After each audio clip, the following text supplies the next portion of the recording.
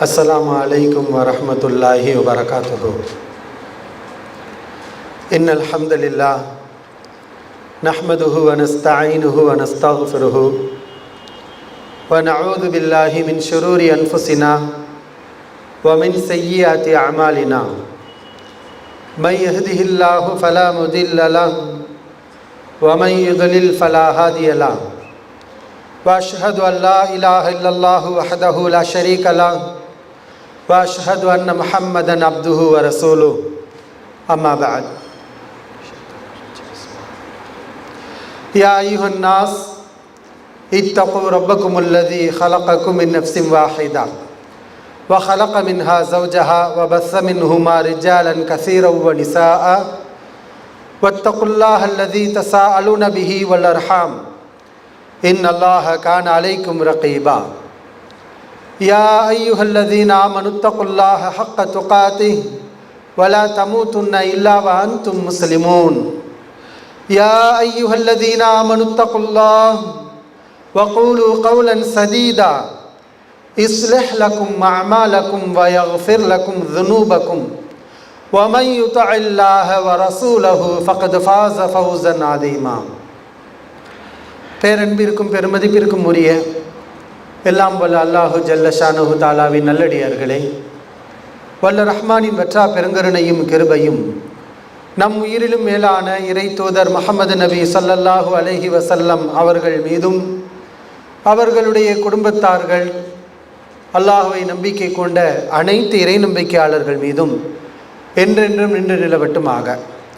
எல்லாம் வல்ல அல்லாஹுவின் நல்லடியார்களே, அல் மனார் இஸ்லாமிய அழைப்பு மையம் ஏற்பாடு செய்துள்ள இந்த மார்க்க விளக்க நிகழ்ச்சியில் இந்த அமர்வில் நபித்தோழர்களும் சஹாபாக்களும் நமது நிலையும் என்ற தலைப்பு தேர்வு செய்யப்பட்டுள்ளது.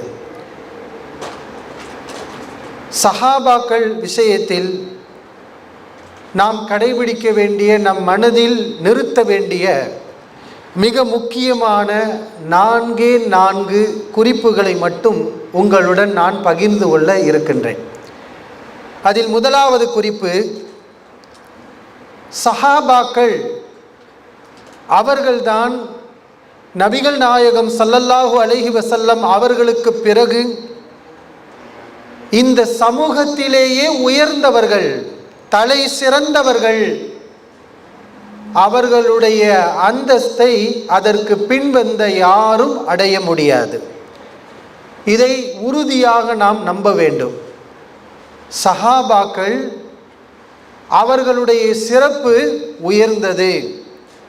மற்ற அனைவரையும் விட அவர்கள் உயர்ந்தவர்கள்.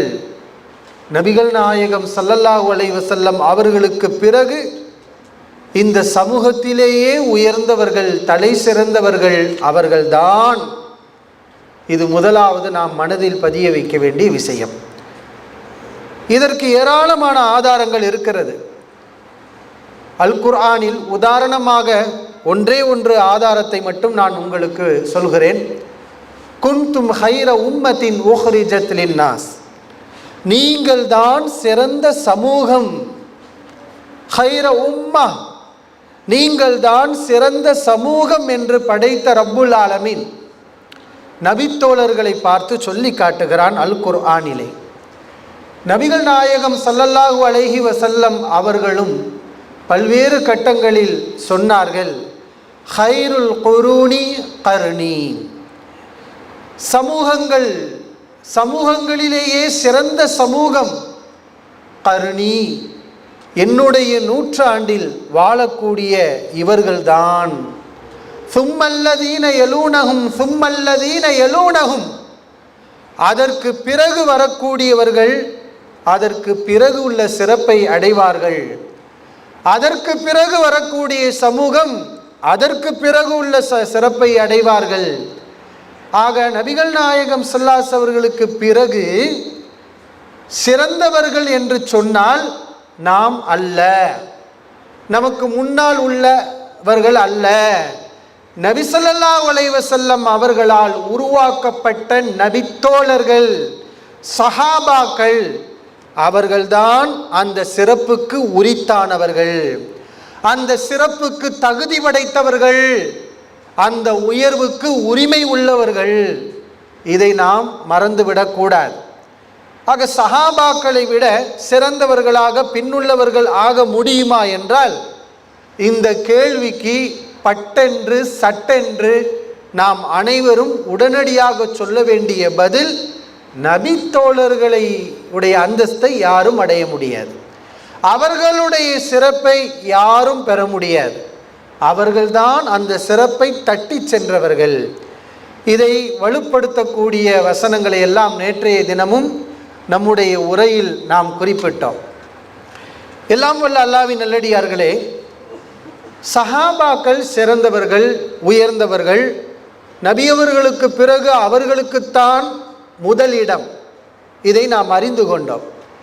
எதில் உயர்ந்தவர்கள், எந்த விஷயத்தில் அவர்கள் சிறந்தவர்கள், எந்த விஷயத்தில் அவர்களுக்கு நம்மை விட சிறப்பு இருக்கின்றது என்று சொன்னால், அல்லாஹ் விரும்பக்கூடிய அனைத்து நல்ல விஷயங்களிலும் அவர்கள் பின்வந்த சமூகங்களை எல்லாம் விட உயர்ந்தவர்கள், சிறந்தவர்கள்.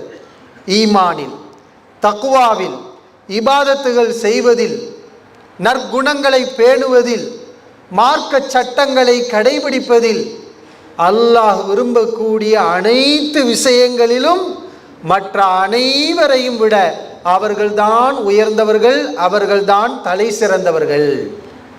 குறிப்பிட்டு இந்த விஷயத்தில் தான் உயர்ந்தவர்கள் என்று அந்த சிறப்பை நாம் சுருக்கிவிட முடியாது. சஹாபாக்கள் தியாகத்தில் மட்டும்தான் சிறந்தவர்கள்.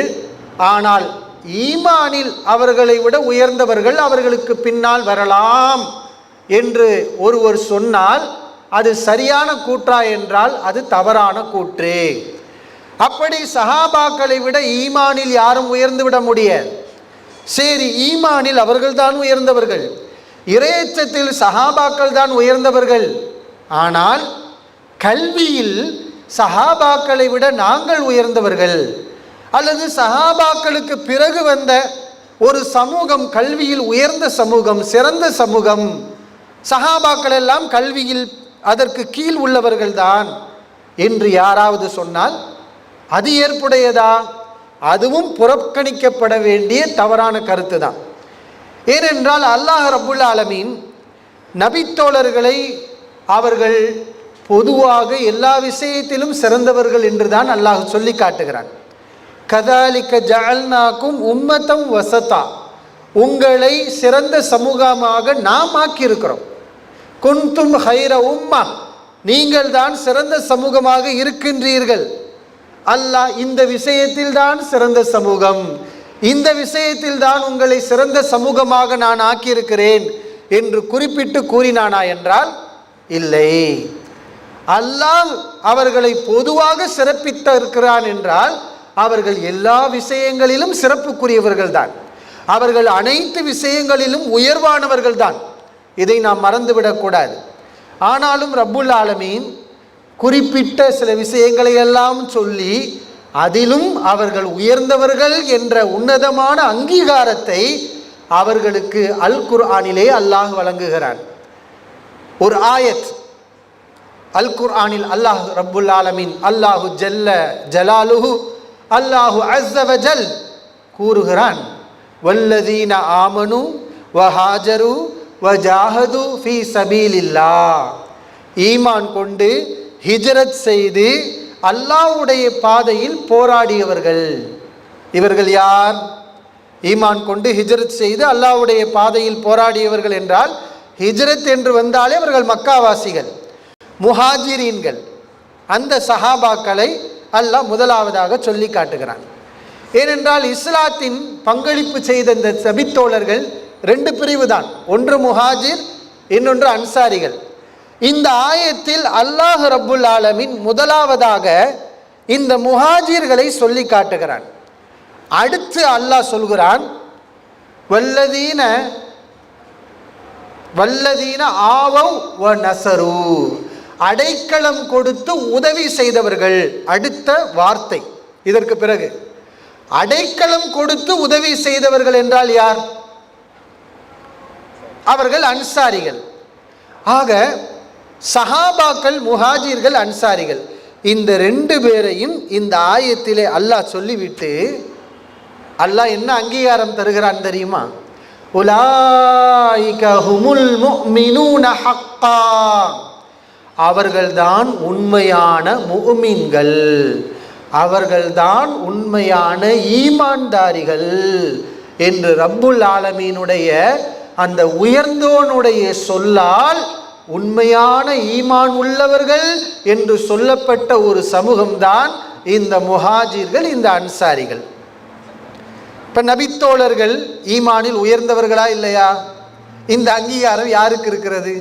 உண்மையான ஈமான்தாரிகள் என்று நான் சொல்ல முடியுமா? நம்மை நாம் சொல்லிக் கொள்ள முடியுமா? அல்லாஹு அலம், நம்முடைய ஈமானை அல்லாஹ் அறிந்தவன். ஆனால் இந்த முஹாஜிர்கள், இந்த அன்சாரிகள், அவர்களுடைய ஈமான் உண்மையானது நான் சொல்லுவேன். நான் மட்டுமல்ல, ஈமான் கொண்ட ஒவ்வொரு மூமினும் சொல்வான், அவர்கள் உண்மையான இறை நம்பிக்கையாளர்கள், அவர்கள் ஈமானில் உயர்ந்தவர்கள். ஏன்? படைத்த ரப்புல் ஆலமீனுடைய அங்கீகாரம் இருக்கிறது. அல்லாஹ் சாட்சியம் சொல்கிறான், இந்த முஹாஜிர்கள் அன்சாரிகளுடைய ஈமான் உயர்ந்தது என்று. எனவே படைத்த ரப்புல் ஆலமீனை நம்பிக்கை கொண்ட ஒவ்வொருவரும் சாட்சி சொல்ல வேண்டும், சஹாபாக்களுடைய ஈமான் உயர்ந்தது. அந்த உயர்வான ஈமானை போன்று யாரும் அடைய முடியவே முடியாது. இப்ப ஈமானில் உயர்ந்தவர்கள், குறிப்பிட்ட ஒரு சில விஷயங்களை மட்டும் சொல்கிறேன். ஏனென்றால் அனைத்து விஷயங்களையும் சொல்லி அவர்களுடைய சிறப்புகளை விளக்குவதற்கு போதிய நேரம் இல்லை. அடுத்து கல்வியில், ஏன் இந்த கல்வியை எடுக்கிறேன் என்றால், இதுதான் சர்ச்சைக்குரிய விஷயமாக இன்றைக்கு சமூகத்திலே ஆக்கப்பட்டிருக்கிறது. சஹாபாக்கள் ஈமானில் உயர்ந்தவர்கள், கல்வியில் உயர்ந்தவர்கள், தக்வாவில் உயர்ந்தவர்கள், தியாகத்தில் உயர்ந்தவர்கள், இதையெல்லாம் ஒப்புக்கொண்ட சிலர், ஆனால் கல்வி என்று வரும்போது மட்டும் மாற்றி பேசுகிறார்கள், வேறு விதமான கருத்தை சமூகத்திலே முன்வைக்கிறார்கள். ஆனால் கல்வி என்று சொன்னால் பின்னுள்ளவர்கள் அவர்களை விட நன்கு விளங்க முடியும், அவர்களை விட நாம் அதிகம் மார்க்கத்தை தெளிவாக புரிந்து கொள்ள முடியும்.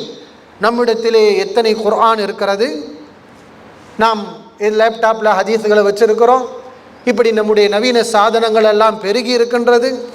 இதையெல்லாம் சொல்லி அவர்களை விட நாம் தானே அறிவாளிகள் என்ற கருத்தை முன்வைக்கிறார்கள்.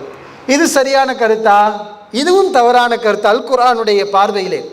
ஏனென்றால் அல்லாஹ் ரப்புல் ஆலமீன் கல்வி விஷயத்தை குறிப்பிட்டு அந்த சஹாபாக்களுக்கு அங்கீகாரம் கொடுக்கின்றான். அந்த அங்கீகாரம் சஹாபாக்களை தவிர வேற யாருக்கும் இல்லவே இல்லை. அல் குர்ஆனில் அல்லாஹ் சொல்கிறான், நபித்தோழர்களை பார்த்து, யர்ஃபஇல்லாஹுல்லதீன ஆமனூ மின்கும் வல்லதீன ஊத்துல் இல்ம தரஜாத், உங்களில் ஈமான் கொண்டு கல்வி வழங்கப்பட்டவர்களுக்கு பல்வேறு அந்தஸ்துகளை அல்லாஹ் வழங்குவான். கல்வி கொடுக்கப்பட்டவர்கள் என்று அல்லாஹ்வால் சொல்லப்பட்ட சமூகம்தான் அருமை சஹாபாக்கள். நீங்கள் கல்வி கொடுக்கப்பட்டவர்கள், ஊத்துல் இல்ம், கல்வி வழங்கப்பட்டவர்கள், கல்வியை வழங்கியவன் நான், கல்வியை உங்களுக்கு நீங்கள் கொடுக்கப்பட்டு இருக்கிறீர்கள் என்ற உத்தரவாதத்தை ரப்புல் ஆலமீன் வழங்குகிறான். அது மட்டுமல்ல, நபிகள் நாயகம் ஸல்லல்லாஹு அலைஹி வஸல்லம் அவர்களை பற்றி அல்லாஹ் பேசுகிறான், அவர்களுடன் சேர்த்து சஹாபாக்களையும் அல்லாஹ் பற்றி பேசுகிறான். ஹுவல்லதி பஅஸ ஃபில் உம்மீன ரசூலா, அவனே எழுத படிக்க தெரியாத இந்த சமூகத்துக்கு ஒரு ரசூலை அனுப்பினான். இத்லு அலைஹிம் ஆயாத்திஹி வ யுஸக்கீஹிம், அந்த தூதர் முஹம்மது ஸல்லல்லாஹு அலைஹி வஸல்லம் அவர்கள் இந்த எழுத படிக்க தெரியாத இந்த சஹாபாக்களுக்கு அல்லாஹ்வுடைய ஆயத்துகளை படித்து காட்டுகிறார். வ யுஸக்கீஹிம், அவர்களை அவர் பரிசுத்தப்படுத்துகிறார். இப்போ அல்லாஹ் என்ன அங்கீகாரத்தை வழங்குகிறான்? அந்த எந்த நாம் லேப்டாப் வச்சுருக்கோம், அல் குர்ஆன் வச்சுருக்கோம், நமக்கு எழுத படிக்க தெரியும் சொல்லி நாம் பெருமை அடிக்கின்றோமோ, நமக்கெல்லாம் வழங்காத அங்கீகாரத்தை அந்த எழுத படிக்க தெரியாத சமூகத்துக்கு அல்லாஹ் வழங்குகிறான். என்ன அங்கீகாரம்? யுஸக்கீஹிம், அவர்களை அல்லாஹ் பரிசுத்தப்படுத்துகிறான். இந்த தூதர் அல்லாஹ்வுடைய வசனங்களை ஓதி அவர்களை பரிசுத்தப்படுத்துகிறார். வயுஅல்லிமுஹுமுல் கிதாப வல் ஹிக்மா, அவர்களுக்கு வேதத்தையும் ஞானத்தையும் கற்றுக் கொடுக்கின்றார். அப்போ உஸ்தாத் யாரு? சஹாபாக்களுக்கு உஸ்தாத் இவர்தான். முஅல்லிம், ஆசிரியர் என்று ரப்புல் ஆலமீன் அல் குர்ஆனிலே ஒரு ஆசிரியரை அறிமுகப்படுத்துகிறான். நபித்தோழர்களுக்கு கல்வியை கற்றுக் கொடுத்த ஆசான் யார்? இந்த ஆயத்திலே ரசூலுல்லாஹி ஸல்லல்லாஹு அலைஹி வஸல்லம் அவர்கள். அந்த ரசூலுல்லாஹி ஸல்லல்லாஹு அலைஹி வஸல்லம் கல்வியை கற்றவர்கள், வேதத்தையும் ஞானத்தையும் கற்று பண்பட்டவர்கள் யார் என்றால் சஹாபாக்கள் என்று இந்த ஆயத்தில் அல்லாஹ் சொல்கிறான். இப்போ நபித்தோழர்களை விட கல்வியில் சிறந்து விட முடியுமா என்றால் சிறந்து விளங்க முடியாது. இப்போ சஹாபாக்கள் என்ஜினியர் படித்தாங்களா, அவங்களுக்கு கப்பல் ஓட்ட தெரியுமா இப்படின்னு சொன்னால் இதற்காக அல்லாஹ் நம்மளை படைக்கலை. இந்த அறிவு அல்லாஹ் எல்லாருக்கும் வழங்கியிருக்கிறான். ஈமான் இல்லாதவர்கள், நாத்திகர்கள் எல்லோருக்கும் வழங்கியிருக்கிறான். அல்லாஹ்வுடைய நோக்கம் இதை சொல்வதற்காக அவன் ரசூலை தேர்வு செய்யவில்லை. இதை கற்றுக் கொடுப்பதற்காக அவன் கிதாபுகளை, குத்துபுகளை அவன் அருளவும் இல்லை. அவன் அல்லாஹ்வை எப்படி வணங்க வேண்டும் என்ற உண்மைகளை புரிந்து கொள்வதற்காக அவன் ரசூலை தேர்வு செய்தான். அந்த கல்வி சஹாபாக்களிடம் இருக்கிறது. அந்த கல்வியில் சஹாபாக்கள் தான் உயர்ந்தவர்கள். அந்த விஷயத்தில் சஹாபாக்களை யாரும் மிஞ்ச முடியாது, சஹாபாக்களை யாரும் உயர முடியாது. இந்த தீனுடைய விஷயத்தில் இதை அல் குர்ஆனிலே அல்லாஹ் சொல்லி காட்டுகிறான். ஆக இதுபோன்று ஒவ்வொரு சிறப்புகளிலும் நாம் சபுர் என்றால் அல் குர்ஆனிலே சபுர் செய்யுங்கள் என்று ஆயத்திருக்கிறது. அதுக்கு முன்மாதிரி, தலை சிறந்த முன்மாதிரி எங்கு தேடுவது? நபிகள் நாயகம் ஸல்லல்லாஹு அலைஹி வஸல்லம் அவர்களிடத்திலே அழகான முன்மாதிரியை பார்க்கலாம் சபுருக்கு. அதே போன்று சிறந்த முன்மாதிரிகளை நபித்தோழர்களிடத்திலே பார்க்க முடியும். இப்படி அல்லாஹ் அவன் விரும்பக்கூடிய ஒவ்வொரு நற்பண்புகளுக்கும் முன்மாதிரியாக வாழ்ந்தவர்கள் இந்த சஹாபாக்கள் தான். இதை நாம் மறந்துவிடக்கூடாது. இது நாம் மனதில் பதிய வைக்க வேண்டிய முதலாவது விஷயம். ஈமான், இறையச்சம், கல்வி, அனைத்து விஷயங்களிலும் நபித்தோழர்கள் தான் சிறந்தவர்கள். மறுமையிலே உயர்ந்த அந்தஸ்தை பெறுவதிலும் நபித்தோழர்கள் தான் சிறந்தவர்கள் என்ற விஷயத்தை முதலாவதாக நாம் மனதில் பதிய வைக்க வேண்டும். மொத்தம் 4 குறிப்புகள். இரண்டாவது, அந்த நபித்தோழர்கள் நம்மையெல்லாம் விட உயர்ந்தவர்கள், பின்வந்தவர்களை விட தலை சிறந்தவர்கள் என்றாலும் அவர்களுக்கு மத்தியில் அந்த சிறப்பிலே ஏற்றத்தாழ்வு இருக்கின்றது. அனைத்து சஹாபாக்களும் ஒரே நிலையில் ஒரே சிறப்புக்குரியவர்கள் இல்லை. அனைவரும் சிறப்புக்குரியவர்கள். ஆனால் அனைவரையும் அல்லாஹ் ஒரே நிலையில் வைத்திருக்கிறானா என்றால் இல்லை. அவர்களுடைய தியாகம், அவர்களுடைய ஈமான், அதை கவனித்து ரப்புல் ஆலமீன் சஹாபாக்களில் சிலரை விட சிலரை அல்லாஹ் சிறப்பித்திருக்கின்றான்.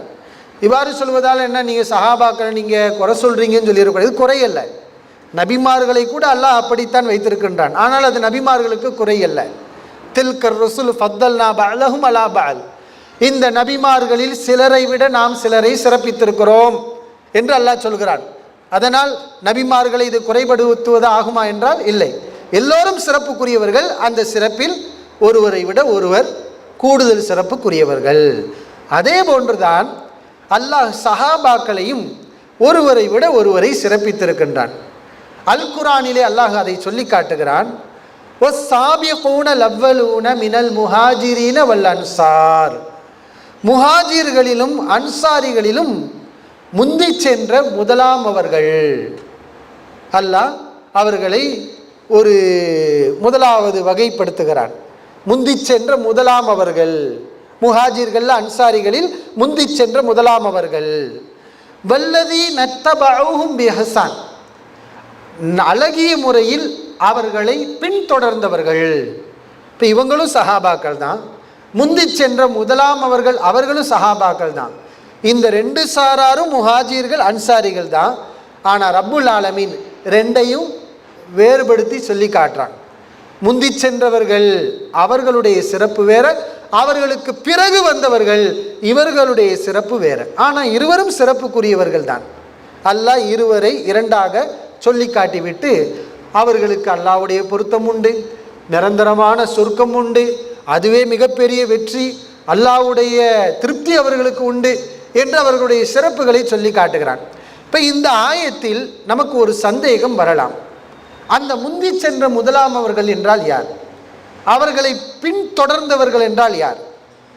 முந்தியவர்கள் என்றால் யார்? பின்தொடர்ந்தவர்கள் என்றால் யார்? இதை அல்லாஹ் ரப்புல் ஆலமீன் வேறொரு ஆயத்தில் தெளிவுபடுத்துவதாக சில முஃபஸ்ஸிருன்கள் குறிப்பிடுகிறார்கள். அந்த ஆயத்து என்னவென்றால், லா யஸ்தவி மின்கும் மன் அன்ஃபக மின் கபலில் ஃபத்ஹி வகாத்தல் உலாயிக அலமு தரஜதம் மினல்லதீன அன்ஃபகு மின் பஅது வகாத்தலு.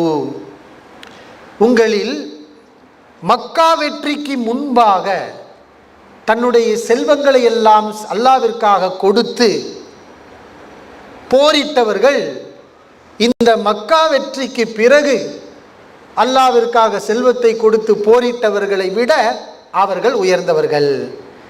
அல்லாஹ் இங்கே ஃபதஹ் மக்கா வெற்றியை குறிப்பிடுகிறார். மக்கா வெற்றி என்றால் மக்கா வெற்றி கொள்ளப்பட்டதை நாம் நினைவில் கொள்ளக்கூடாது. அதற்கு அந்த வெற்றிக்கு வித்திட்ட உடன்படிக்கை. அப்படித்தான் இஸ்லாமிய அறிஞர்கள் சொல்கிறார்கள். சஹாபாக்களுடைய நிலைப்பாடும் அதுதான். ஃபதஹ் என்றால் நாம் மக்கா வெற்றின்னு வழங்குகிறோம். ஏன்னா அல்லாஹ் மக்கா வெற்றின்னு சொல்லலை, அது நாம தான் புரிந்து கொள்வதற்காக சொல்லுகிறோம். அல்லாஹ் சொல்வது வெற்றி. இப்போ இஸ்லாமிய பார்வையில், மூமின்களுடைய பார்வையில் வெற்றி என்பது மக்கா வெற்றி அல்ல, அதற்கு முன்பாக இருக்கக்கூடிய ஹுதைபியா, சுல்ஹுல் ஹுதைபியா, அந்த ஹுதைபியா உடன்படிக்கை, அதுதான் ஃபதஹ் இஸ்லாமியர்களுடைய பார்வையில்.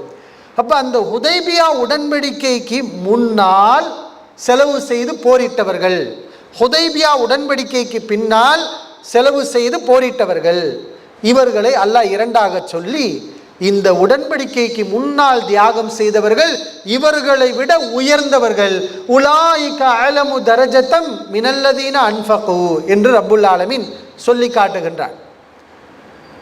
இப்போ சஹாபாக்கள் இந்த ஆரம்ப காலத்தில், ஏன்னா இந்த ஹுதைபியா உடன்படிக்கை ஏற்பட்ட பிறகு எதிர்ப்புகள் இல்லை, அடி உதைகள் இல்லை. என்னைக்கு குறைஷிகளோட ரசூலுல்லாஹி ஸல்லல்லாஹு அலைஹி அவர்கள் இணக்கமானார்களோ, இந்த உடன்படிக்கை செய்தார்களோ, அதற்கு பிறகு முஸ்லிம்கள் மக்காவிற்குள் நிம்மதியாக சென்றார்கள். இந்த துன்பங்கள், துயரங்கள் எதுவுமே இல்லை. ஆனால் அதற்கு முன்பெல்லாம் அடி உதை, மிகப்பெரிய தியாகத்தை மேற்கொள்ள வேண்டிய நிலை இருந்தது. அல்லாஹ் ரப்புல் ஆலமீன் அப்படிப்பட்ட அந்த தியாக செம்மல்களை தான் சாபிகூனல் அவ்வலூன் என்று ரப்புல் ஆலமீன் சொல்லி காட்டுகிறான். அவர்களில் முஹாஜிர்களும் வருவார்கள், அன்சாரிகளும் வருவார்கள். இப்படி நம்ம அதே மாதிரி குறிப்பிட்ட சில சஹாபாக்களை பற்றியும் நமக்கு சொல்லப்பட்டிருக்கிறது. நபிகள் நாயகம் ஸல்லல்லாஹு அலைஹி அவர்களுக்கு பிறகு சிறந்த சஹாபி என்றால், சஹாபாக்களில் குறிப்பிட்ட ஒருவரை சிறந்தவர் என்று சொல்வதாக இருந்தால் அது அபூபக்கர் சித்தீக் ரலியல்லாஹு அன்ஹு. இது ஒட்டுமொத்த முஸ்லிம்களுடைய நிலைப்பாடு. சஹாபாக்கள்ல அபூபக்கர் சித்திக் ரலியல்லாஹு அன்ஹு முதலிடம் பெற்றவர்கள். அதற்கு பிறகு உமர் இப்னுல் ஹத்தாப் ரலியல்லாஹு அன்ஹு அவர்கள் இரண்டாம் இடம். அதற்கு பிறகு உஸ்மான் இப்னு அஃபான் ரலியல்லாஹு அன்ஹு அவர்கள் அதற்கு பிறகு உள்ள அந்த இடத்துக்கு சிறப்புக்கு பெறுகிறார்கள். அதற்கு பிறகு அலி இப்னு அபி தாலிப் ரலியல்லாஹு அன்ஹு அவர்கள் சிறப்புக்குரியவர்கள். அதற்கு பின் அஷரத்துல் முபஷரா, சொர்க்கத்துக்கு நன்மாராயம் சொல்லப்பட்ட 10 நபர்கள். அந்த 10 நபர்கள் இந்த 4 பேரும் வருவாங்க. இந்த 4 பேர் போக இருக்கக்கூடிய மீதம் உள்ள 6 நபர்கள், அவர்களும் இதற்கு பிறகு உள்ள சிறப்புக்குரியவர்கள். அதற்கு பிறகு பையத்துர் ரில்வான், இந்த பத்ர்வாசிகள், அஹ்லுல் பத்ர்வாசிகள், உஹதுவாசிகள். அதற்கு பிறகு பையத்துர் ரில்வான், இந்த மரத்துக்கு கீழாக இருந்து, இந்த ஹுதைபியா உடன்படிக்கை நடப்பதற்கு முன்பு ஒரு மரத்துக்கு கீழாக இருந்து நபிகள் நாயகம் ஸல்லல்லாஹு அலைஹி அவர்கள் என்னிடத்திலே நீங்கள் உடன்படிக்கை எடுப்பீர்களா, உம்ரா செய்வதற்காகத்தான் வந்திருக்கிறோம், ஆனால் நம்முடைய தூதரை அவர்கள் கொலை செய்திருக்கலாம், அப்படி கொலை செய்திருந்தால் போருக்கு தயாரா என்று கேட்கும்போது நாங்கள் தயார், அல்லாஹ்விற்காக எங்கள் தியாகத்தை செய்ய தயார் என்று முன் வந்தார்களே. நபிகள் நாயகம் ஸல்லல்லாஹு அலைஹி வஸல்லம் கைகளுக்கு மேலாக தங்களுடைய கைகளை வைத்து அல்லாஹ்வுடைய பொருத்தத்தை பெற்றார்களே, அந்த அஹ்லு பைஅத்தி ரிதுவான், அந்த சிறப்புக்குரியவர்கள். அதற்கு பிறகு மற்ற சஹாபாக்கள் என்று இப்படி சிறப்பிலும் சஹாபாக்களுக்கு மத்தியில் அல்லாஹ் ரப்புல் ஆலமீன் சில வேறுபாடுகளை வைத்திருக்கிறான். இதையெல்லாம் நாம் இரண்டாவதாக மனதிலே பதிய வைக்க வேண்டும். மூன்றாவது குறிப்பு, சஹாபாக்களை பற்றி எந்த ஒரு நேரத்திலும் தரக்குறைவாக நாம் பேசிவிடக்கூடாது. சஹாபாக்களை பற்றி அவர்களுடைய அந்தஸ்தை மட்டுப்படுத்தக்கூடிய வகையில் அவர்களுடைய குறைகளை பட்டியலிட்டு பேசுவது ஹராம், கூடாது. அவர்கள் விஷயத்தில் நம்முடைய நாவு கட்டுப்பாடுகள் இல்லாமல் சுழலக்கூடாது. இது நாம் மனதில் பதிய வைக்க வேண்டிய மிக முக்கியமான விஷயம். பொதுவாக இறந்தவர்கள் விஷயத்தில் பேண வேண்டிய ஒழுங்கை இஸ்லாம் நமக்கு கற்றுத்தருகிறது. ஒருவர் இறந்து விட்டால் அவர் பாவமே செய்திருந்தாலும் அவரை பற்றி பேசக்கூடாது. மௌத்தா போனவங்களை பற்றி பேசாதீங்க.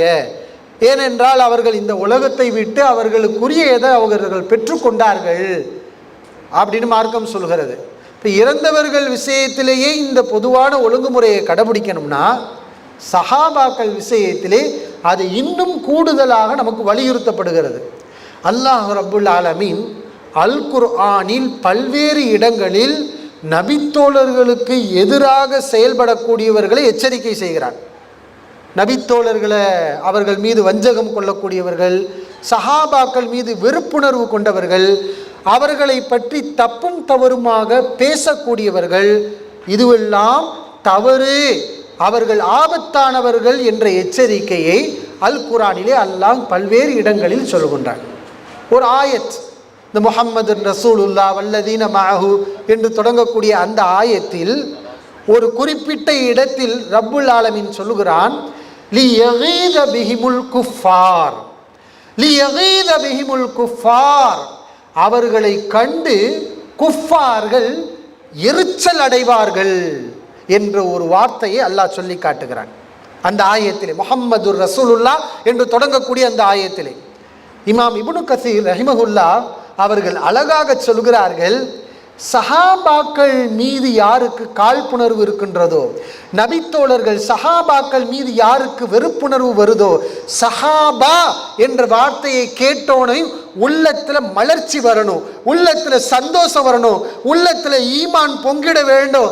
அந்த வார்த்தையை கேட்டவுடன் நம்முடைய முகம் மலர வேண்டும். ஆனால் சஹாபா என்று சொன்னவுடன், சஹாபி என்று சொன்னவுடன் ஒருவருக்கு உள்ளத்திலே ஒரு நெருடல், ஒரு வெறுப்புணர்வு வருகிறது என்றால் அவர்களை எல்லாம் இந்த ஆயத்து தொடுகிறது. இந்த ஆயத் அப்படிப்பட்டவர்களை பற்றித்தான் பேசுகிறது. ஏன்னா அல்லாஹ் என்ன சொல்றான், லியகீத பிஹிமுல் குஃபார், இந்த தோழர்கள் முஹம்மது ஸல்லல்லாஹு அலைஹி வஸல்லம் தோழர்களை கண்டு குஃபார்கள் எரிச்சல் அடைவார்கள். இப்போ ஈமான்தாரிகளுக்கு சஹாபாக்கள் என்றால் எரிச்சல் வராது, மகிழ்ச்சி வரும், சந்தோஷம் வரும். ஆனால் சஹாபாக்கள் என்றவுடன் தீய சிந்தனையும் தவறான எண்ணங்களும் உள்ளத்தில் வருகிறது என்றால் இது ஈமானின் அடையாளம் அல்ல, இது நிஃபாக்கின் அடையாளம், இது குஃபருடைய அடையாளம். குஃபார்களுடைய பண்பு கொஞ்சம் கொஞ்சமாக வருகிறது என்பதை அல்லாஹ் இந்த ஆயத்திலே சொல்லி காட்டுகிறான். அல்லாஹ்வின் நல்லடியார்களே, எனவே நம்முடைய கடமை என்ன தெரியுமா, சஹாபாக்கள் என்றவுடன் நம்முடைய உள்ளத்தில் மகிழ்ச்சி வரணும், எந்த விதமான காழ்ப்புணர்வும் வரக்கூடாது. அல்லாஹ் ரப்புல் ஆலமீன் அல் குர்ஆனில் இன்னொரு இடத்திலே சொல்கிறான், சூரத்துல் பக்ராவிலே, இதா கீல லஹும் ஆமினு கமா ஆமனன் நாஸ், மக்கள் எல்லாம் ஈமான் கொண்டது போல் நீங்கள் ஈமான் கொள்ளுங்கள் என்று இவர்களுக்கு சொல்லப்பட்டால், யாருக்கு, முனாஃபிக்கீன்களை பற்றி அல்லாஹ் சொல்கிறான். முனாஃபிக்கீன்களுடைய பண்பு என்ன என்பதை ஒவ்வொன்றாக அல்லாஹ் விவரித்து கொண்டு வருகிறான். அந்த வரிசையில் அல்லாஹ் சொல்கிறான், இந்த நயவஞ்சகர்களுக்கு மக்கள் ஈமான் கொண்டது போல் ஈமான் கொள்ளுங்கள் என்று சொல்லப்பட்டால் அவங்க என்ன கேட்குறாங்க தெரியுமா, அனுமினு கமா ஆமன சுஃபஹா, இந்த மூடர்கள் ஈமான் கொண்டது போல் நாங்கள் ஈமான் கொள்வோமா என்று இவர்கள் சொல்கிறார்கள். யாரும், முனாஃபிக்கீன்கள். மக்கள் என்று அல்லாஹ் யாரை சொல்கிறான், மக்கள் ஈமான் கொண்டது போல்னு சொல்லி சஹாபாக்களை தான் அல்லாஹ் சொல்லி காட்டுறான். இந்த சஹாபாக்கள், இந்த மக்கள் எப்படி ஈமான் கொண்டாங்களோ அதுபோன்று ஈமான் கொள்ளுங்கள்னு சொல்லப்பட்டா முனாஃபிக்கீன்கள் சஹாபாக்களை வசைபாடுகிறார்கள். சஹாபாக்களை குறை காணுகிறார்கள், அவர்களுடைய அறிவை குறை காணுகிறார்கள். என்ன குறை? நுமினு கமா ஆமன சுஃபஹா, இந்த மூடர்கள் ஈமான் கொண்டது போல் நாங்கள் ஈமான் கொள்வோமா? சஹாபாக்களை பார்த்தால் அன்றைக்கு இருந்த நயவஞ்சகர்களுக்கு அவர்களுடைய பார்வை என்ன? சுஃபஹாக்கள். சுஃபஹாக்கள்னா அறிவில்லாதவர்கள், விவரம் இல்லாதவர்கள். அறிவே இல்லை, நம்ம தான் விவரம், நம்ம தான் புத்திசாலி, நம்மை போன்ற அறிவாளிகள் உண்டா என்ற மமதை அந்த முனாஃபிக்கீன்களிடத்திலே இருந்தது. அந்த மமதையின் வெளிப்பாடு அல்லாஹ் சொன்னான், இவர்களை போல் நீ ஈமான் கொள் என்று சொன்னால் இவர்கள் அறிவில்லாதவர்கள், இவர்கள் மூடர்கள், இவர்களை போல் நாங்கள் ஈமான் கொள்வோமா என்று அல்லாஹ்வை எதிர்த்து இவன் கேள்வி கேட்டான். அதுக்கு அல்லாஹ் சொன்ன பதிலடி என்ன தெரியுமா? அலா, அறிந்து கொள்ளுங்கள், இந்த சஹாபாக்கள், இந்த நபித்தோழர்கள் மூடர்கள் அல்ல, இவர்கள் அறிவிலிகள் அல்ல. இன்னஹும் ஹுமுஸ் சுஃபஹா, அவர்களை குறை காணக்கூடிய இவர்கள்தான் அறிவிலிகள், இவர்கள்தான் மூடர்கள். வலாக்கின் லா யஅலமூன், ஆனால் அதை அவர்களே அறிய மாட்டார்கள் என்று ரப்புல் ஆலமீன் அவர்களுக்கு பதில் சொன்னான். அல்லாஹ்வுடைய இந்த ஆயத்தில் இருந்து நாம் தெளிவாக புரிந்து கொள்ள வேண்டும், சஹாபாக்களை ஒருவர் குறை கண்டால் அவன் அல்லாஹ்விடத்தில் குறை உள்ளவன் என்பதுதான் இதை சொல்கிறது. நபித்தோழர்களை பார்த்து அறிவில்லாதவர்கள் என்று சொன்னவர்களை பார்த்து நீதான் அறிவில்லாதவன், உனக்குத்தான் விவரம் இல்லை, இவர்கள் ஊத்துல் இல்ம், கல்வியாளர்கள், கல்வி கொடுக்கப்பட்டவர்கள் என்று ரப்புல் ஆலமீன் சொல்லி காட்டுகிறான். நாம் புரிந்து கொள்ள வேண்டும், நபித்தோழர்கள் விஷயத்திலே நாம் அடக்கமாக பேச வேண்டும், கவனமாக இருக்க வேண்டும். அதே போன்று அல்லாஹ் இன்னொரு ஆயத்திலையும் இந்த ஒழுங்கை சொல்லுகிறான். 1-2 இடங்கள்ல இல்லை. நம்ம சஹாபாக்களை பற்றி எங்கே அல்லாஹ் பேசக்கூடாதுன்னு சொல்லியிருக்கான்? அது கல்வியாளர்கள் முஃபஸ்ஸிரீன்கள்கிட்ட கேட்டோம்னா அவங்க பட்டியலை எடுத்து போடுவாங்க. ஒரு ஆயத்தா, எத்தனை ஆயத்தில் அல்லாஹ் சொல்லியிருக்கான் சஹாபாக்களுடைய கண்ணியத்தை பேணணும், அவங்க விஷயத்தில் கவனமாக நடக்கணும். இதெல்லாம் அதுக்குரிய ஆதாரங்கள் தான். ஆனால் சிந்திக்கிற மக்களுக்கு இதெல்லாம் ஆதாரமாக இருக்கும். இப்போ 3வது ஒரு வசனம் சொல்லி காட்டுகிறேன். அல்லாஹ் அல் குர்ஆனிலே சொல்லி காட்டுகிறான். முஹாஜிர்களை பற்றி அல்லாஹ் சொல்கிறான். லில் ஃபுகரா இல்லதீன உஹ்ரிஜு லில் ஃபுகரா இல்லதீன உஹ்ரிஜு மின் தியாரிஹிம் அம்வாலிஹிம், தங்களுடைய செல்வங்களை விட்டும் வீடுகளை விட்டும் வெளியேற்றப்பட்ட முஹாஜிர்களை பற்றி அல்லாஹ் முதல் சொல்லிட்டு, அதுக்கப்புறம் வல்லதீன தபவ்வஉ தார வல் ஈமான், ஈமானையும் சொத்தையும் கொண்ட இந்த சஹாபாக்கள் அன்சாரிகளை அல்லாஹ் 2வது சொல்லிட்டு, அதுக்கப்புறம் அவங்கள புகழ்ந்துட்டு அவங்களுடைய சிறப்புகளை எல்லாம் விவரித்து விட்டு அல்லாஹ் அடுத்த ஆயத்தில் சொல்லுகிறான், வல்லதீன ஜாஊ மின் பஅதிஹிம், இவர்களுக்கு பிறகு வரக்கூடியவர்கள். யாருக்கு பிறகு? முஹாஜிர்களுக்கு பிறகு, அன்சாரிகளுக்கு பிறகு வரக்கூடியவர்கள். யகூலூன், அவர்கள் சொல்வார்கள், ரப்பனா ஃபிர் லனா, யா அல்லாஹ் எங்களை மன்னித்து விடு, எங்களை மட்டுமல்ல வலி இஹ்வானின் அல்லதீன சபகூனா பில் ஈமான், ஈமானில் எங்களை முந்தி சென்ற எங்கள் சகோதரர்களையும் மன்னித்து விடு. நாம் இந்த துவாக்களை கேட்டுட்டு இருக்கிறோம், அதனுடைய அர்த்தத்தையும் கூட நிறைய பேர் விளங்கியிருப்போம். நமக்கு முன்னாடி மௌத்தா போன நம்முடைய சகோதரர்களுக்காக அல்லாஹ் இந்த துவாவை செய்ய சொல்லியிருக்கிறான் அப்படின்னு விளங்கியிருப்போம். உண்மைதான், அதில் மாற்று கருத்து இல்லை. இந்த துவாவை இப்பையும் சொல்லலாம், நமக்கு முன்னாடி மௌத்தா போன எல்லோருக்கும் இந்த துவா வரும். ஆனால் இந்த ஆயத்து நேரடியாக வந்தது யாருக்கு தெரியுமா? சஹாபாக்களுக்காக பின்வந்தவங்க துவா செய்யணுங்கிறது தான் அதனுடைய நேரடி அர்த்தம், அதனுடைய நேரடி பொருள். அவர்கள் விஷயத்தில் அருளப்பட்டு பிறகு வந்த மக்களுக்கெல்லாம் அது அல்லாஹ்வால் நமக்கு அமுல்படுத்தப்படுகிறது. ஆனால் அது நேரடியாக அருளப்பட்டது சஹாபாக்களுக்கு தான். இப்போ சஹாபாக்களுக்கு பின்வந்தவர்கள் அவங்களுக்காண்டி நம்ம துவா செய்ய கடமைப்பட்டிருக்கோம். அதனால தான் ஆயிஷா ரலியல்லாஹு அன்ஹா கூட அவங்களுடைய காலத்திலேயே சஹாபாக்களை ஏசக்கூடிய சில பேர் உருவானாங்க நபி அவர்களுக்கு பிறகு. அப்போ ஆயிஷா ரலியல்லாஹு அன்ஹா இந்த ஆயத்தை சொல்லி காட்டித்தான் சஹாபாக்களுக்காண்டி துவா செய்யுமாறு அல்லாஹ் குர்ஆனில் சொல்லியிருக்கிறான். ஆனால் அந்த தோழர்களை இவங்க இப்படி ஏசிக்கொண்டு குறை பேசிக்கொண்டு திரிகிறார்களே, அல்லாஹ் துவா செய்ய சொல்லியிருக்கிறான்னு இந்த ஆயத்தை அவர்கள் மேற்கோள் காட்டுகிறார்கள். இப்போ இந்த வசனம் சஹாபாக்களுக்கு பின் வந்தவங்க துவா செய்யணும். நம்முடைய ஈமானில் முந்தி சென்றவர்கள் என்றால் அதில் முதலாவது வரக்கூடியவர்கள் சஹாபாக்கள். இப்போ அவங்களையும் அல்லாஹ் மன்னிச்சிருந்தா என்ன அர்த்தம்? அவங்களுடைய குறைகளை எல்லாம் பட்டியல் போட்டு மேடை போட்டு பேசிட்டு யா அல்லாஹ் மன்னிச்சிருந்தா இதுக்கு பாவம் மன்னிப்பு தேடுற லட்சணமா இது? இப்படி நம்ம பாவ மன்னிப்பு தேடலாமா? யாரெல்லாம் அவங்களுடைய பாவத்தை மன்னிச்சிருனா அவங்களுடைய குறைகளையும் பேசக்கூடாது. ஏன்னா குறைகளை மறைக்கணும் என்பதும் அதில் அடக்கம் இருக்கிறது. அப்போ நபிகள் நாயகம் ஸல்லல்லாஹு அலைஹி அவர்கள் பல்வேறு கட்டங்களில் இதை நிறையவே சொன்னாங்க. ஏன் நிறைய சொன்னாங்கன்னா, இதை மீறக்கூடிய சில மக்கள் உருவாகுவாங்க. சஹாபா நபியை பற்றி இப்போ யாரும் துணிஞ்சு பேச மாட்டாங்க. ஏன்னா பேசினா அவங்க முர்த்தத்துன்னு இந்த சமூகம் தெளிவாக அடையாளம் கண்டுவிடும். ஆனால் நபித்தோழர்களை பற்றி துணிந்து பேசுவார்கள். நபித்தோழர்கள் தானே இவங்கன்னா, அல்லாஹ்வுடைய ரசூலா என்று சொல்லிக்கொண்டு துணிச்சலாக அவர்கள் பேசுவார்கள். நபிகள் நாயகம் ஸல்லல்லாஹு அலைஹி அவர்கள் தெளிவாக எச்சரித்தார்கள். என்ன சொன்னார்கள்? ஊஸீக்கும் பில் அன்சார் லா யுஹிப்புஹும் இல்லா முஃமின். இந்த அன்சாரிகளை மூமினை தவிர யாரும் நேசிக்க மாட்டார். வலா யுபகிலுஹும் இல்லா முனாஃபிக். முனாஃபிகீன்களை தவிர வேறு யாரும் இந்த அன்சாரிகளை வெறுக்க மாட்டார். ஃபமன் அஹப்பஹும் அஹப்பஹுல்லாஹ். அவர்களை நேசிக்கக்கூடியவரை அல்லாஹ் நேசிக்கின்றான். வமன் அபகலஹும் அபகலஹுல்லாஹ். அவர்களை வெறுப்பவனை அல்லாஹ் வெறுக்கின்றான். இது இந்த நபிகள் நாயகம் ஸல்லல்லாஹு அலைஹி அவர்கள் புகாரில் இந்த ஹதீஸ் இருக்கு. இந்த நபி மொழியுடைய மைய கருத்து என்ன? சஹாபாக்களை நேசிப்பது அல்லாஹ்வை நேசிப்பதற்கு சமம். சஹாபாக்களை வெறுப்பது அல்லாஹ் நம்மை வெறுத்து விடுவான். இது போன்ற நிறைய செய்திகள். அன்சாரிகள் ஃபக்பலு மின் முஹ்சினிஹிம். அவர்களில் நல்லது செய்யக்கூடியவர் இருந்தால் அவரிடம் ஏற்றுக்கொள்ளுங்கள். வதஜாவஸு அன் முஸீஇஹிம். அவர்களில் தவறு செய்யக்கூடியவரை கண்டால் அவர்களை விட்டு நீங்கள் கண்டுகொள்ளாமல் போய்விடுங்கள். தஜாவஸுன்னு என்ன? கடந்து போயிருங்க. தப்பு செஞ்சிருக்கார், நான் விட மாட்டேன். தப்பு செஞ்சால் நான் தப்புன்னு இப்படியெல்லாம் நீ பேசக்கூடாது. ரசூலுல்லாஹி ஸல்லல்லாஹு அலைஹி அவர்களுடைய சொல்ல மதிக்கக்கூடிய ஒரு மூமினாக இருந்தால் நபி அவர்கள் சொல்கிறாங்க, அன்சாரிகள் சிறப்புக்குரியவங்க. சிறப்புக்குரியவங்கன்னா தப்பே வராதுன்னு அர்த்தமா? இன்றைக்கு சஹாபாக்களுடைய தவறுகளை எல்லாம் பட்டியலிட்டு பொதுவெளியில் மூமின்களுக்கு மத்தியிலே பேசுகிறார்கள். ஏன் இந்த தவறை நீங்கள் செய்கிறீர்கள்? இது அநாகரிகம் இல்லையா?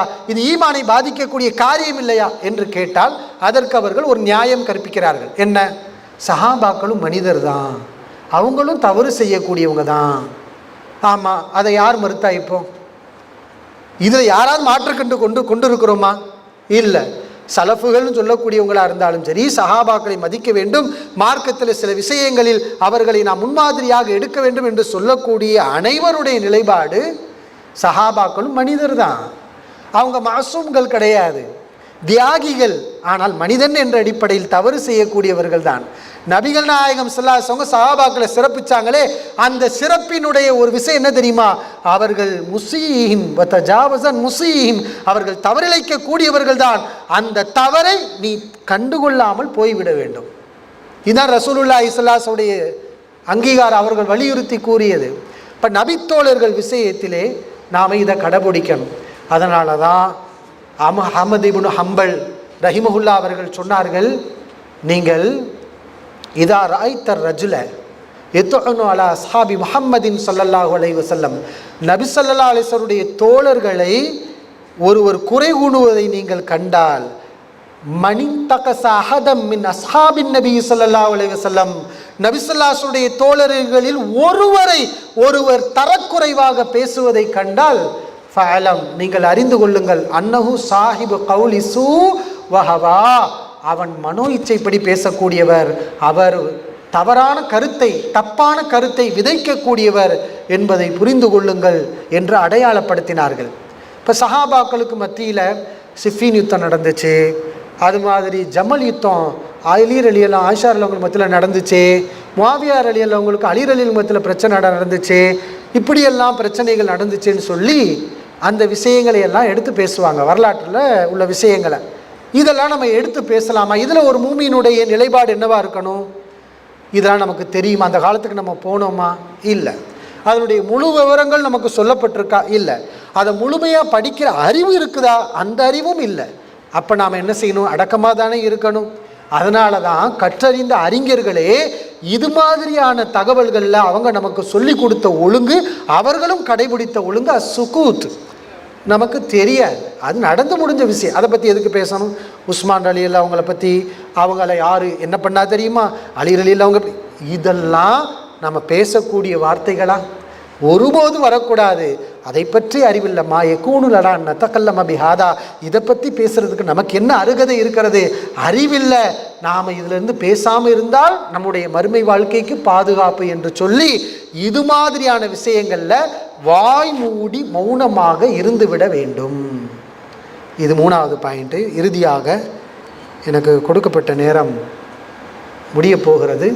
இறுதியாக அந்த விஷயத்தையும் சொல்லிடுறேன். என்னென்னா 4வது பாயிண்ட்டு, சஹாபாக்கள் அனைவரும் சேர்ந்து ஒரு நிலைப்பாட்டில், மார்க்க நிலைப்பாட்டில் உடன்பட்டிருந்தார்கள் என்று சொன்னால் அந்த நிலைப்பாடு குர்ஆன் ஹதீஸ் அடிப்படையில் சரியான நிலைப்பாடு. அந்த நிலைப்பாட்டுக்கு குர்ஆனும் ஆதாரமாக இருக்கும், ஹதீஸும் ஆதாரமாக இருக்கும். ஆனால் அது குர்ஆன் ஹதீஸின் அடிப்படையில் உள்ள சரியான நிலைப்பாடு. சஹாபாக்கள் அனைவரும் சேர்ந்து உடன்பட்டு கொண்டிருந்த எந்த ஒரு நிலைப்பாடும் தவறானது அல்ல, வழிகேடு அல்ல என்பதை நாம் மனதிலே பதிய வைக்க வேண்டும். இந்த அடிப்படையில் தான் அபூபக்கர் சித்திக் ரலியல்லாஹு அன்ஹு அவர்களை ஹலீஃபாவாக தேர்வு செய்வதில் அனைத்து சஹாபாக்களும் உடன்பட்டார்கள். ஜக்காத் கொடுக்க மறுத்தவர்களிடத்திலே எதிர்த்து போரிடுவதிலும் அனைத்து சஹாபாக்களும் உடன்பட்டார்கள். அதே மாதிரி அல் குர்ஆனை தொகுக்க வேண்டும் என்பதிலே அனைவரும் உடன்பட்டார்கள். நீங்கள் கேட்கலாம், எப்படி உடன்பட்டாங்க? அது ஒவ்வொரு தடவையும் சர்ச்சைகள் வந்துதானே செஞ்சிச்சு. அபூபக்கர் சித்திக் ஹிலாஃபத்தில் சில பேர் சர்ச்சை கொண்டார்களே, குர்ஆனை தொகுக்கிற விஷயத்தில் சில பேர் சர்ச்சை ஏற்படுத்தினாங்களே, தொகுக்க வேண்டாம் அதை கைவிடுங்கன்னு சொன்னாங்களே. அதே மாதிரி ஜக்காத்தை போரிடக்கூடிய தரமாட்டோம் என்று சொன்னவர்களிடத்திலே எதிர்த்து போர் செய்யும்போது உமர் இப்னு கத்தாப் போன்றவர்கள் எல்லாம் செய்ய வேண்டாம் என்று சொன்னார்களே, அது ஆரம்பத்தில் சொன்னாங்க. ஆனால் அதுக்கப்புறம் அவங்கெல்லாம் கூடி இது நல்ல விஷயம்தான் என்பதில் கருத்து வேறுபாடு இல்லாமல் உடன்பட்டார்கள். இதுபோன்று நிறைய விஷயங்களில், மார்க்க நிலைப்பாடுகளில் சஹாபாக்கள், அந்த சமூகம் அனைவரும் உடன்பட்ட நிலைப்பாடுகள் இருக்கிறது. அந்த நிலைப்பாடுகள் வேறு, குர்ஆன் ஹதீஸ் வேறு என்பதல்ல. அதுவும் குர்ஆன் ஹதீஸும் ஒரே விஷயம்தான். என்ன இந்த இஜ்மா நமக்கு என்ன தெளிவுபடுத்தும் என்றால், இஜ்மா சஹாபா, குர்ஆன் ஹதீஸில் அது நேரடியாக சொல்லப்பட்டிருக்காது. சஹாபாக்களுடைய இந்த இஜ்மா ஒருமித்த நிலைப்பாடு குர்ஆன் ஹதீஸில் மறைமுகமாக சொல்லப்பட்ட அந்த விஷயத்தை தெளிவுபடுத்தக்கூடிய ஒரு உதவியாக நமக்கு இருக்கின்றது. ஆக இந்த 4 விஷயங்களையும் நம்முடைய மனதிலே பதிய வைத்து கொண்டு அதை நாம் கடைபிடிப்போமாக. வாஹிரு தஅவானா அல்ஹம்துலில்லாஹி ரப்பில் ஆலமீன். அஸ்ஸலாமு அலைக்கும் வரஹ்மத்துல்லாஹி வபரகாத்துஹு.